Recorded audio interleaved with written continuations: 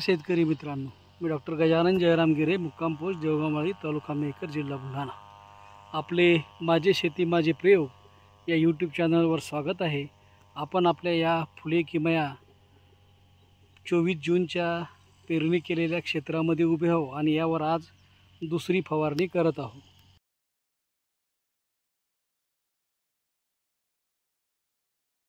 तर हे आपली 24 जून रोजी पेरणी केलेली फुले किमया अतिशय चांगली वाढ झालेली आहे. जमीन हलकी आहे तरी पण सुद्धा सोयाबीन सुरुवातीला फार छोटी राहिली होती. आपण या अगोदरच्या व्हिडिओमध्ये पेरणी आणि पहिली फवारणी पाहू शकता. त्यामध्ये ही सोयाबीन कशी होती आणि आता जवळपास आजची तारीख आहे 15 ऑगस्ट. तर या 15 ऑगस्टपर्यंत हिची ही स्थिती आहे आणि आज ही फुलोरा अवस्थेत आणि काही ठिकाणी फुले बसत आहे आणि शेंगांमध्ये रूपांतर होत आहे.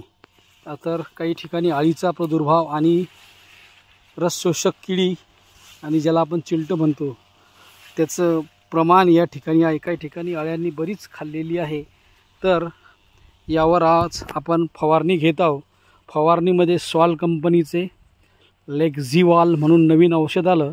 यामध्ये 20% ॲसिटामाप्राइड जे रस शोषक किडी, ॲसिड, जेसिड, फॅसिड, व्हाईट फ्लाय यावर काम करते आणि क्लोरॅन्ट्रिनिपोल 20% जे वेटेपल ग्रॅन्युलच्या स्वरूपात आहे ते एकूण सर्व प्रकारच्या आळ्यांवर काम करते. असं हे कंबाईन कॉम्बिनेशन.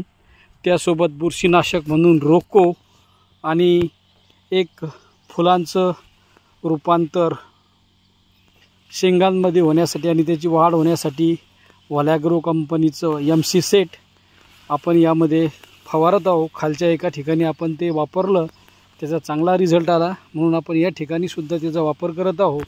अशी याची ही आणि ही या ठिकाणी फवारणी चालू आहे. अशा कॉम्बिनेशनची आपण फवारणी करत आहोत. सोबत ॲक्टिवेट पूर्वा कंपनीचं स्टिकर, सिलिकॉन बेस हे सुद्धा वापरत आहोत.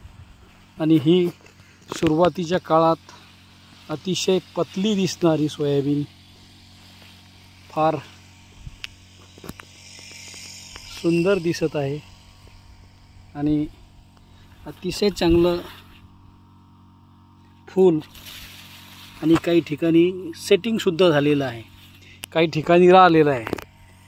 परंतु आता हे झाडांची स्थिती मागे पुढे असल्यामुळे आपण सेटिंगसाठी ॲमिनो ॲसिड आहेत त्यामध्ये ते शेंगा भरायलाही मदत करेल अशी ही फवारणी घेत आहे. तर मित्रांनो, आपण दुसरी फवारणी कोणती घेतली कळवा. पाणी तर यावर्षी 10 मिलीमीटर, 15 मिलीमीटर, 5 मिलीमीटर असाच रोज पडला.